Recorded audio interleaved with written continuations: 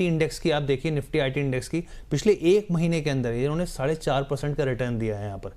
और जबकि अगर आप निफ्टी की बात करें तो करीब आधी प्रतिशत के आसपास का यहाँ पर रिटर्न आता हुआ दिखा है। तो आप खुद अंदाज़ा लगाइए कि आपके सामने जो है किस तरीके से। चलिए वीएलए अंबाला मैम हमारे साथ जुड़ गई। मैम बहुत बहुत स्वागत है ma'am, good morning. Good morning Harsh ji, good morning to all viewers. Good morning ma'am. Ma'am सबसे पहला मेरा सवाल आपसे निफ्टी बैंक के ऊपर और आईटी को अगर मैं मिक्स कर दूं मैम इसमें, क्योंकि एक महीने का मैं देख रहा था मैम रिटर्न के हिसाब से, तो निफ्टी आईटी 4.5% मैम भागा है, जबकि हमारा आप निफ्टी इंडेक्स को देखें तो आधे प्रतिशत के आसपास ये बढ़त बनते हुए देखिए। अब यहाँ पे एनवीडिया के नतीजे भी आए मैम, और जिससे जो मार्केट है वो काफ़ी पॉजिटिव रहा। हालांकि कई तरह के चीज़ें लग रही हैं, आरोप लग रहे हैं कि जो बड़ी बड़ी कंपनियां आपस में ही खेल रही हैं, एक दूसरे को ऑर्डर देती हैं और उसके हिसाब से जो बबल की जो यहाँ पे स्थिति है उसको नकार दिया जाता है। आईटी हमारे देश के लिए मैम किस हिसाब से आपको लग रहा है अभी आने वाले टाइम में क्या और बढ़त बनती हुई देख सकती है? टीसीएस का भी हमने खबर दिखाई थी अपने दर्शकों को कि एआई की दुनिया में आगे कंपनी जो है वो बढ़ रही है। क्या लग रहा है आपको यहाँ पर, और बैंक निफ्टी के लिहाज से भी? पहले मैं आईटी के बारे में बात करती हूँ, और मुझे बहुत अच्छे से याद है बार बार जब मैं सेक्टर्स दे रही थी कि कौन से सेक्टर, 3-4 बार आईटी के बारे में बोला था कि आईटी आउट परफॉर्म करेगा। उसके कुछ रीजंस थे, हमारे पास ज्यादा खोने के लिए था नहीं, कुछ ही स्टॉक्स थे जैसे नेटवर्क हो गया, कुछ अच्छे स्टॉक्स थे मतलब जो, और वो निफ्टी आईटी के पार्ट भी नहीं थे। तो हमारे पास आईटी बबल वाली बात पर जो डेंट आएगा, उस डेंट को फील करने के लिए, उस डेंट का पनिशमेंट लेने के लिए, सीधी भाषा में बोलूं तो हमने कुछ ऐसा भी किया नहीं है। तो उस लिहाज से हमारे पास जो इसका लिमिटेड इम्पैक्ट था। और दूसरी चीज ये थी कि आईटी जो था ऑलरेडी न्यूज की वजह से, जो ट्रम्प के बाद जो वीजा वाला जो बात हुई, जो फी को लेकर के, कंपनीज को लेकर बहुत सारी चीजें पास्ट में हुई है 3-4 महीने के अंदर में, उस चीज का इम्पैक्ट ऑलरेडी प्राइस में दिख गया था। और प्राइस वैल्यूएशन वाइज पिछले महीने काफी अच्छी चीज जगह पर था, इसीलिए मैं बार बार आईटी का नाम ले रही थी कि इसमें अच्छा मौका बन सकता है। एंड इट वर्क, टीसीएस हुआ, एम्फेसिस हुआ, पर्सिस्टेंट हुआ, उनमें अच्छा काम किया है। सो अभी भी इन माय ओपिनियन अगर फिर से आईटी अभी भी आईटी आउट परफॉर्म करेगा, क्योंकि इम्पैक्ट जो है वो लिमिटेड है। एंड जिस तरह से ट्रेड पैक्ट अगर हमारे यूएस के साथ में हो जाते हैं, जिन 2 चीजों की वजह से प्रॉब्लम आई थी, अगर वो ठीक हो जाते हैं, जैसे कि एग्री में थोड़ी बहुत बात बन रही है, तो होप है इधर भी कि यहाँ पर आईटी में भी इंप्रूवमेंट मिल जाएगा। Now as per the technical point of view, अगर हम टेक्निकल एस्पेक्ट्स ही देखें तो आज ये 36,800 पर आया है। 36,500 वाज द टारगेट, जब हम बात कर रहे थे लगभग 33,000-34,000 के पास में, तो वो तो हो गया। लेकिन अब यहाँ से अगर थोड़ा बहुत डिप मिल जाए 36,200 के आसपास, अगर इंडेक्स को आप ट्रैक कर रहे हो तो इंडेक्स लेवल पर आप 36,200 के पास में दोबारा से जो इसके मेजर स्टॉक्स है उसमें पोजीशन बनाई जा सकती है। And I am still bullish on emphasis थोड़ा सा बेयरिश जाएगा अभी थोड़ा 1-2 दिन के लिए, बट टीसीएस इज समथिंग जो कि लीड करेगा आईटी को अभी मेरे हिसाब से। तो दूसरी एक और स्टॉक है जो सपोर्ट करेगा, वो है इन्फोसिस का नजरिया अलग है, वो बाय बैक की वजह से है। तो ये तो हो गया आईटी के बारे में। स्टिल पॉजिटिव, डिप में व्यू का ही, बाइंग का ही व्यू बनता है। अभी अगर हम निफ्टी बैंक को देखें तो मैंने पिछली बार भी यही बताया था कि निफ्टी बैंक में पीएसयू का बहुत सपोर्ट था, और फिलहाल का ये जो नया हाई बना है वो बना है प्राइवेट बैंक्स की तरफ से। तो फिलहाल हम पीएसयू बैंक्स में जो है सेलिंग का ट्रेड ढूंढ सकते हैं। And in fact to be more specific, bank Nifty level पर अगर मैं बात करूं, इंडेक्स लेवल पर, तो मुझे यहाँ पर सेल ऑन राइज का ट्रेड दिखता है। एंड अगर हम इस स्टॉक स्पेसिफिक बात करें, स्टेट बैंक ऑफ इंडिया जो 972 पर अभी है, अगर वो 980 के आसपास फिर से मिलता है तो वहां पर हमें 10 पॉइंट का स्टॉप लॉस लगा करके फ्यूचर्स में, ऑप्शंस में, इक्विटी में हम सेल के ट्रेड ढूंढ सकते हैं, जिसमें कि हमारे एसबीआई में हमारा ट्रेड लगभग 965 का पहला टारगेट और लगभग 950 का दूसरा टारगेट तो आसानी से मिलने के लिए दिखते हैं। नाउ बैंक निफ्टी में भी सेल ऑन राइज का ट्रेड ढूंढेंगे तो ज्यादा बेटर रहेगा, क्योंकि पैटर्न भी जो बना है वो इवनिंग स्टार है, टेक्निकल भी एंड आरएसआई के हिसाब से भी ओवरबॉट है। और बाकी सारे स्टॉक्स की अगर आप पोजीशनिंग देखें तो वो यही इंडिकेट कर रहे हैं कि यहाँ पर अभी सेलिंग प्रेशर थोड़ा सा बनेगा। ठीक है मैम, बहुत अच्छे से क्लैरिटी आपने दे दी मैम, और बहुत अच्छे से समझा दिया आपने, और बहुत सारे दर्शकों के सवाल हैं वो भी ले लेता हूँ। लेकिन एक सवाल था, लेकिन उसमें हम अगर बात करें, देखिए पिछले अगर आप 1000 पॉइंट्स की रैली अगर आप देखें, रैली के हिसाब से मतलब कि जो इंडेक्स को खींचने वाले जो स्टॉक्स रहे उसमें 6 स्टॉक्स के नाम है यहाँ पर। हम लोग अपने दर्शकों की हाँ, जानकारी साझा करते हैं। इसमें रिलायंस इंडस्ट्रीज है, एचडीएफसी बैंक है, भारतीय एयरटेल है, एसबीआई है और yes, एलएनटी जैसे स्टॉक्स हैं। मतलब इंडेक्स को करीब 60% इस स्टॉक्स ने खींचा है। और बहुत सारे निवेशक क्योंकि मिड कैप और स्मॉल कैप में बैठते हैं लेके, तो उनको वो रिटर्न दिखता नहीं यहाँ पे। मैम मैं आपसे yes. समझना चाह रहा हूँ कि पीछे जो है बाजार में लार्ज कैप ने इसको खींचा बढ़ाया है यहाँ पे।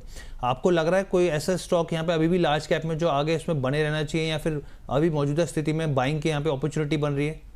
टीसीएस जी ऐसा है, और जी टीसीएस ही फिलहाल मुझे ऐसा लगता है कि टीसीएस में एक बार को थोड़ा सा देखा जा सकता है डेफिनेटली, क्योंकि वैल्यूएशन प्राइस वाइज अभी भी कम है। और आईटी की जब मैं बात कर रही हूँ तो थोड़े बहुत डिप अगर आते भी है जी 1% 1%, लेकिन टीसीएस विल आउट परफॉर्म, मुझे ऐसा लगता है। दूसरी ठीक। बात, इंडेक्स लेवल पर देखिए मैनेजमेंट हुआ था, मतलब मैनेजमेंट नहीं बोल सकते, लेकिन कुछ ही स्टॉक्स ने इंडेक्स को पहुंचाया है कुछ लेवल तक। जी लेकिन अगर हम ओवरऑल एडवांस डिक्लाइन की बात करें तो वहां पर स्थिति बुरी है। बहुत बुरी है जी। यस, पिछले 7 दिनों में मतलब मैम ये स्थिति मैं देख रहा था कि एक दिन भी ऐसा नहीं हुआ कि स्थिति जो है वो पॉजिटिव में देखने को मिली। गिरने वाले जो शेयर्स थे वो बल्कि बहुत ही ज़्यादा थे। अगर आप रेशो भी निकालें तो 2:1 से तो ज़्यादा ही स्थिति देखने को मिली थी जी। यस जी, इसीलिए मैं बार बार बोल रही थी ना कि इस बार का 26 के पार तो जा सकता है, लेकिन रिलायंस का सपोर्ट लगेगा और रिलायंस ही करेगा। और हम देख रहे हैं कि रिलायंस ने ही आगे खींचा है उसको। जी मेजोरिटी अगर हम देखें तो Reliance was the puller, Reliance was the engine. ये आप बिल्कुल सही कह रहे हैं मैम। मुझे लग रहा है आपकी तबीयत थोड़ी सी नासाज है मैम, तबीयत ठीक नहीं है आपकी। थोड़ा सा सर्दी का असर है, जी जी जी ma'am, please but take care, okay, अपना ध्यान रखिए। Yes, thank you. जी जी जी। अब हम लोग का एक दर्शक का सवाल लेते हैं। दीप जी का सवाल है अपेक्स फ्रोजन फूड के ऊपर। अब ये कह रहे हैं कि stock railing high in falling market recommend by the Ambala ma'am 13 महीने का हाई बनाया स्टॉक ने, मैं फ्राइडे को देख रहा था, और क्या धुआंधार तेजी देखने को मिली मैम। क्या करना है यस, अब अपेक्स फ्रोजन में, किया क्या जाए मैम? निकला जाए, पोजीशन थोड़ी हल्की की जाए या नहीं? देखिए ये थोड़ा न्यूज की वजह से भाग रहा है, तो मेरे हम्म हिसाब से थोड़ा रिस्क है इसमें डेफिनेटली, क्योंकि चला अच्छा है। लेकिन अगर आप बने रह सकते हैं तो कोशिश करिए बने रहने की। और ये न्यूज का इम्पैक्ट है, तो इस न्यूज के इम्पैक्ट में जहां पर बहुत सारे सेक्टर में कोई पॉजिटिव न्यूज नहीं है, ये एक ऐसा सेक्टर निकल के इंडस्ट्रीज नॉट सेक्टर, जी एक ऐसी इंडस्ट्री निकल करके आ रही है जहां पर हमारे लिए जो एक्वा फ्रूट्स है, या फिर इन सब जब जो जो ये एक्सपोर्ट वाला जो चेन है हमारा इस पर्टिकुलर इंडस्ट्री को लेकर के, जी शायद वहां पर हमारे लिए एक अच्छा ओपनिंग बन सकती है। इसीलिए इन सब स्टॉक्स में जो है चाहे ये गोकुलदास वगैरह, खैर जी to be specific this one, यहाँ पर अगर आप बने रहते हैं तो अच्छा एक मौका बन सकता है। 331 पर ही पिछले सेशन में क्लोज हुआ। आई एम एक्सपेक्टिंग कि अगले 2 हफ्ते में ये 395 से लेकर के 450 तक स्ट्रेच हो सकता है। तो आप इसमें अगर कोशिश करें हैं तो बने रहे, और अगर डिप मिले लगभग 300 के आसपास तक तो डिप में खरीदे। कंबाइंड स्टॉप लॉस बी और एवरेजिंग या फिर फ्रेश बाइंग, स्टॉप लॉस रख लीजिए 240 का जी। और यहाँ पर देखिए ये एक ऐसा सेक्टर रहा है यहाँ पर, चाहे टेक्सटाइल की बात कीजिए, इस सेक्टर की बात कीजिए, यहाँ पर जैसे ही डोनाल्ड ट्रम्प ने यहाँ पर टैरिफ का ऐलान किया था तो इस सेक्टर की बहुत पिटाई हुई थी। बहुत सारे ऐसे स्टॉक्स थे यहाँ गिरते देखे थे। एक अच्छा खासा मात्रा में हम लोग एक्सपोर्ट करते हैं जिसका इम्पैक्ट यहाँ पर दिखा था। अब 2 बड़ी खबर है यहाँ पर। पहली खबर मैं एमएससीआई रीबैलेंसिंग की बात कर लेता हूँ, आज से ये लागू होता हुआ दिखेगा। अब एमएससीआई नवंबर इंडेक्स की बात करें यहाँ पर तो कौन से नए स्टॉक्स इसमें शामिल हो रहे हैं? फोर्टीज हो गया, पेटीएम हो गया है यहाँ पर, इसके अलावा यहाँ पे सीमेंस एनर्जी हो गया। और डिलीशन किसका हो रहा है, कौन यहाँ से हट रहे हैं? कॉनकोर और टाटा एलेक्सी। ये तो एक हो गई जानकारी के हिसाब से। अब एक और इम्पॉर्टेंट यहाँ पे खबर है और वो मैम से हम लोग समझेंगे। कोटक की एंट्री को लेकर हलचल मची हुई, किस हिसाब से यहाँ पे आईडीबीआई बैंक के लंबे समय से यहाँ पर देखिए एक प्राइवेटाइजेशन की प्रक्रिया को लेकर तमाम खबरें चल रही हैं। अब ऐसे में मीडिया में रिपोर्ट्स चल रही हैं इस तरीके से कि कोटक महिंद्रा बैंक जो है वो यहाँ पर बैंक में हिस्सेदारी खरीदने की दौड़ में काफ़ी ज़्यादा इंटरेस्टिंग है, यहाँ पर इंटरेस्ट ले रहा है यहाँ पे। और ऑक ट्री कैपिटल और साथ ही फेयरफैक्स के साथ यहाँ पे कोटक बैंक भी यहाँ पे उसने इच्छा जताई है यहाँ पर। और आप ये समझिए कि रिपोर्ट में हालांकि कोटक बैंक ने इस बात की ना पुष्टि करी है और ना खंडन किया है, लेकिन यहाँ पे जो खबर है वो हमने आपके सामने रखी। और आईडीबीआई बैंक में जो सरकार है 61% के आसपास जो है वो हिस्सेदारी यहाँ पर बेचने की तैयारी कर रहा है। मैम कैसे देखा है, क्योंकि बहुत लंबा प्रोसेस हो गया चलते चलते, अब इसमें कोटक निकल कर आ रहा है यहाँ पे। क्या आपको आईडीबीआई के लिए किस लिहाज से यहाँ पर आपको लग रहा है पोजीशनिंग करनी चाहिए आप, अगर इस तरह की खबरें हैं मार्केट में तो? नहीं, अगर आप इमीडिएटली कोई ऐसा इम्पैक्ट, न्यूज इम्पैक्ट को प्ले कर रहे हो और आपकी एक्सपेक्टेशन है कि 2 महीने में कुछ बड़ा होगा, then I think you may mistaken, because अभी 100 के आसपास में आईडीबीआई है। टेक्निकल प्रोस्पेक्ट भी देखिए और न्यूज इम्पैक्ट भी देखिए, वैल्यूएशन भी देखिए। इन दोनों ही चीज पर अगर हम देखें, वैल्यूएशन पार्ट पर ओके है, बट कहीं ना कहीं मुझे लगता है कि 95 के आसपास अगर आता है तो वो ज्यादा बेटर बाय होगा। इनफैक्ट करंट प्राइस से 5% ही डिप है, तो एक अच्छे भाव के लिए वेट कर लीजिए। जैसे कि बैंक निफ्टी की ऑलरेडी हम डिस्कशन कर चुके हैं डिस्कशन में कि सेलिंग का प्रेशर बनेगा, तो ये स्टॉक आपको जो स्टॉक पार्टिसिपेशन करते हैं निफ्टी बैंक में उनमें थोड़ा सा आपको अच्छा भाव मिलेगा। तो वहां पर 95 आईडीबीआई में 95 के आसपास का व्यू बनता है, वहां पर खरीदारी की जा सकती है। रही बात इस न्यूज के इम्पैक्ट में, तो वैसे भी आने वाले समय में बैंक का एकीकरण जो होने वाला है, बहुत सारे बैंक्स को छोटे जी। एक ही बैंक में उनकी बुक्स को स्ट्रॉन्ग करने का, तो ये इम्पैक्ट यहाँ से अगर थोड़ा बहुत हो भी जाता है, मतलब इसका इम्पैक्ट मेरी नजर में लिमिटेड हो जाएगा, क्योंकि फ्यूचर में बहुत सारे पीएसयू बैंक तो इकट्ठे हो ही रहे हैं। कहीं ना कहीं ये उसी दिशा में प्राइवेटाइजेशन को लेकर के भी कंसर्न है कि प्राइवेट के छोटे छोटे बैंक्स भी शायद फ्यूचर में अपनी बुक्स को स्ट्रॉन्ग करने के लिए ये कदम उठाएं। पीएसयू में तो हो ही रहा है, गवर्नमेंट ने डिक्लेयर कर दिया है, तो इट्स उसी दिशा में काम हो रहा है। तो ये पहले से न्यूज में है, इसलिए इसमें नया कुछ होगा इस न्यूज का इम्पैक्ट, वो थोड़ी सी लिमिटेड पॉसिबिलिटीज है। ठीक है। दर्शकों के सवाल भी आ रहे हैं मैम से, अब हम लोग जानेंगे जल्दी कि कौन से स्टॉक्स है जहाँ पर दाव लगाना चाहिए, क्योंकि मैम के जो है कमेंट्स में तो आ ही जाता है। जैसे अब यहाँ पे अपेक्स फ्रोजन को लेकर आ गया था कि अंबाला मैम ने रिकमेंड किया था, गिरते बाजार में भी यहाँ पे एक अच्छी तेज़ी बनती हुई दिखी है।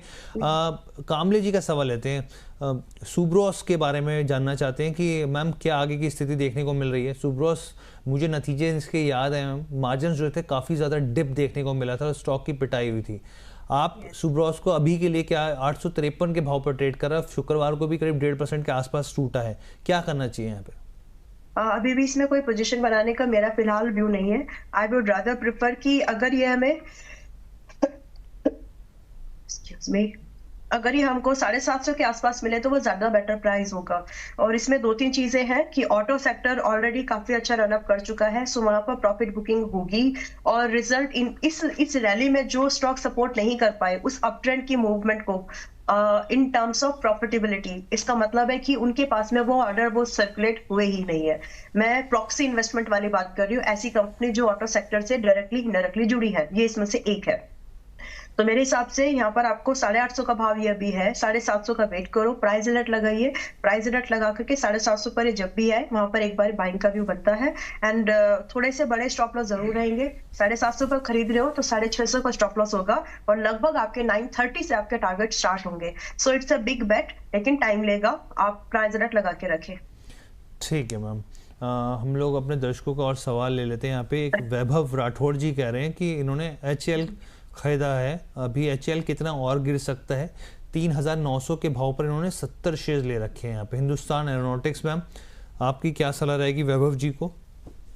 हाँ देखिए, मेरे फर्स्ट ऑफ ऑल और डिस्क्लोजर सिर्फ एक स्टॉक मैंने मेरे पोर्टफोलियो में इस बार उसको रखा है ताकि मैं उसको बहुत बारीकी से अपने लिए भी ट्रैक कर सकूं, क्योंकि कई बार हुआ है इसमें मूवमेंट आता है लेकिन ऑफ साइड होने की वजह से ये रेकमेंड कर देती हूँ तो मैं उसको फिर ले नहीं पाई थी। So that's what 1 unit is in my portfolio as of now. So saying this disclosure, अभी इसमें जो 4500 का भाव है, मैं एक नजरिया रख सकती हूँ, सिर्फ रिकमेंडेशन तो नहीं दे सकती, लेकिन यहाँ पर अगर ये 4500 के आसपास आ रही है, बाइंग के लायक है अगर आप आज से 10% के डिप पर एवरेज कर सकते हैं तो, विच इज पॉसिबल कि इसमें होगा। नाउ यहाँ पर आउटलुक कितने दिन का होना चाहिए? If you are investing today and averaging in upcoming days, आपका नजरिया अगर आपका 3 क्वार्टर्स दैट इज 9 मंथ से कम का है, then it might disappoint you. इसमें मूवमेंट तो होगा लेकिन ये इसमें टाइम लगने वाला है। So if you are investor then only you should think about it as of now, otherwise wait for the price कि जहां पर वापस से अगर कोई प्राइस एक्शन बनेगा तो शायद मैं ही वापस आप लोगों को इसको रिकमेंड कर दूंगी, क्योंकि न्यूज बहुत मैटर करेंगी इस पर कि क्या है इसमें, ऑर्डर बुक्स कितना आ रहा है, वो सारी चीजें मैटर करेंगी। तो अभी के लिए अगर आप 10% पे एवरेज कर सकते हो with approximately 20%, it's not a recommendation by the way, but आप अपने फाइनेंशियल एडवाइजर से जरूर पूछना, then only you should think of it. बाकी इसमें थोड़ी देर वेट एंड वॉच वाला एटीट्यूड रखा, व्यू रखा तो ज्यादा बेटर है। ठीक है मैम, एक दर्शक का सवाल लेते हैं फिर मैं आपसे पूछूंगा कि कौन से आपको जो स्टॉक्स हैं वो पसंद आ रहे हैं। यहाँ पे राजकुमार जी हैं, रस्तोगी जी पूछ रहे हैं कि सिरमा जो स्टॉक्स है 763 के भाव पे खरीद रखा है, what to do for the 2 months prospect. Ma'am सिरमा हम लोगों ने देखा था इसके जो क्वार्टर नतीजे आए थे वो बहुत ही शानदार रहे थे। कंपनी ने कुछ समय पहले ही यहाँ पर एक डिफेंस कंपनी जो है उसका करीब 60% के आसपास का एक्विजिशन भी किया था यहाँ पर। आप सिरमा में क्या आपको लग रहा है क्या करना चाहिए, पोजीशंस किस तरीके से यहाँ पे प्ले करना चाहिए? सिरमा अभी 835 पर है ना, जी यही जी वाला जी, स्टॉक है। मैं एक बार चेक कर ओके, लेता हूँ क्या भाव है इसका। ईएमएस, हाँ। जी जी ये हाँ जी, ओके, तो देखिए 838 के भाव वैल्यू, पर। ओके। तो देखिए अभी आज की डेट में अगर टू बी स्पेसिफिक आज खरीदे या नहीं, ये सवाल अगर है, तो मेरे हिसाब से नहीं, क्योंकि इसमें आपको थोड़ा टेक्निकल एस्पेक्ट भी अगर मैं इसमें देखूं तो थोड़ा बहुत यहाँ पर प्रॉफिट बुकिंग एक्सपीरियंस होगी, though it just a profit booking because of the price action. रही बात फाइनेंशियल कंपनी के फंडामेंटल्स, वो ठीक है, उनमें कोई भी प्रॉब्लम नहीं है, एट पार है सेक्टर के, और कंपनी में फाइनेंशियली प्रॉफिट भी है। सो बाइंग बनती है यहाँ पर कम से कम 790 से 800 के आसपास, जबकि ये 835 के पिछले सेशन में क्लोज दिख रहा है, तो यहाँ पर मिले तो खरीद सकते हैं। स्टॉप लॉस रखेंगे 800 740 का, एंड फिर इसके बाद में जो इसमें ऑलरेडी नए हाई की तरफ अब ये गया था 910 तक, 910 के आसपास हम इसमें वापस से एक दूसरा टारगेट देख सकते हैं। So wait for the better buying, और इस अप ट्रेंड के स्टॉक में एक डिप ढूंढिए ताकि आप एंट्री कर सके।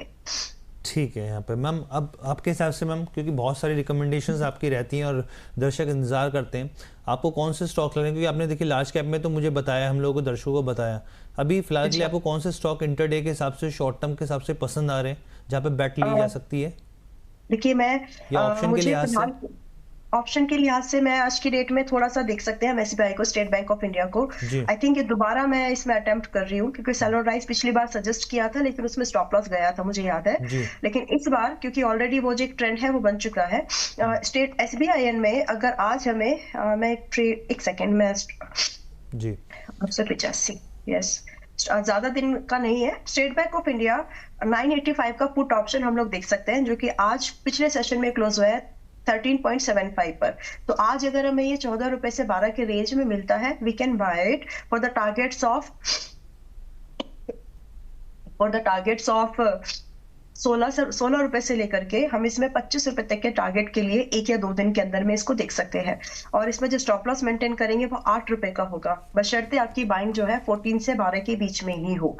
तो ये टारगेट है जिसमें कि आप फर्स्ट टारगेट के बाद ट्रेल करते चाहिएगा, क्योंकि पहला टारगेट इसमें छोटा रखा है हमने, अचीवेबल रखा है। दूसरा, एक स्टॉक में कैश मार्केट में एक जो नया हमारा इंडेक्स का पार्टिसिपेट बन सकता है, इंडिगो 5840 के आसपास में है।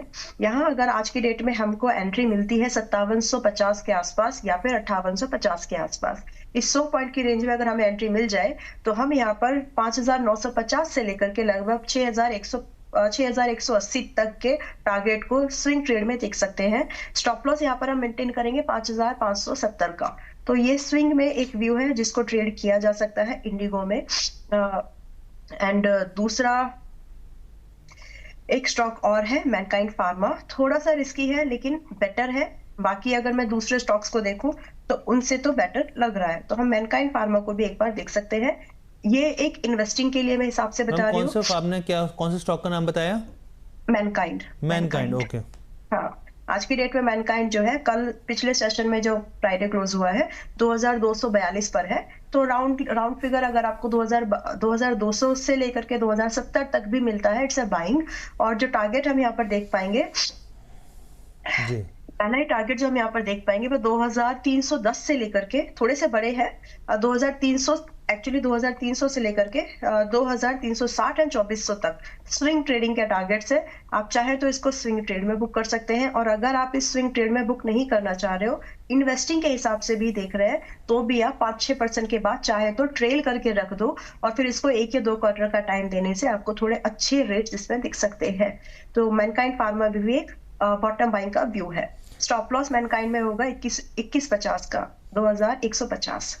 बिल्कुल मैम, और इतने डेडिकेटेड, देखिए गेस्ट, हमारी तबीयत ख़राब है उसके बावजूद मैम जो है एकदम कितनी रिग्रेसली तमाम तरह की कोशिशों के लिए हमें दर्शकों के साथ जुड़ती हैं और यहाँ पे तमाम जानकारियाँ साझा करती हैं यहाँ पे।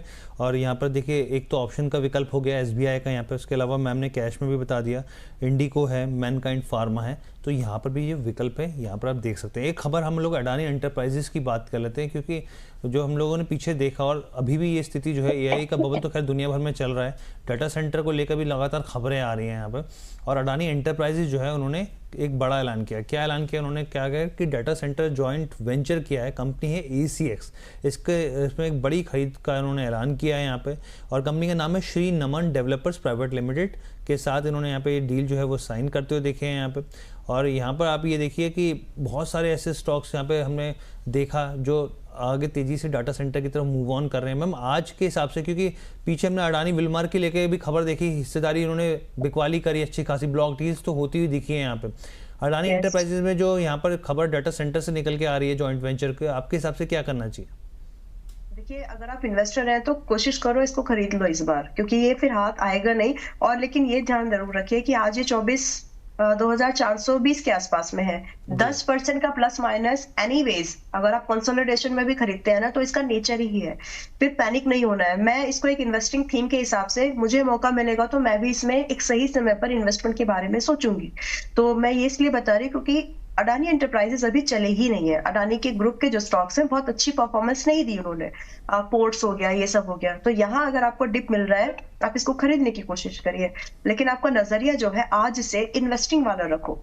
कम से कम 1 साल 2.5 साल अगर आप रखते हैं तो ये अच्छा परफॉर्म कर देंगे, ये मेरा एक ओपिनियन है। And I am bullish about Adani group current position, current price पर अगर देखूं तो, क्योंकि ये स्टॉक ने जो पोटेंशियल है इनके वो अभी आउट हुआ नहीं है मार्केट में, वो प्राइस में नहीं दिखा है, तो जो दिखनी बाकी है।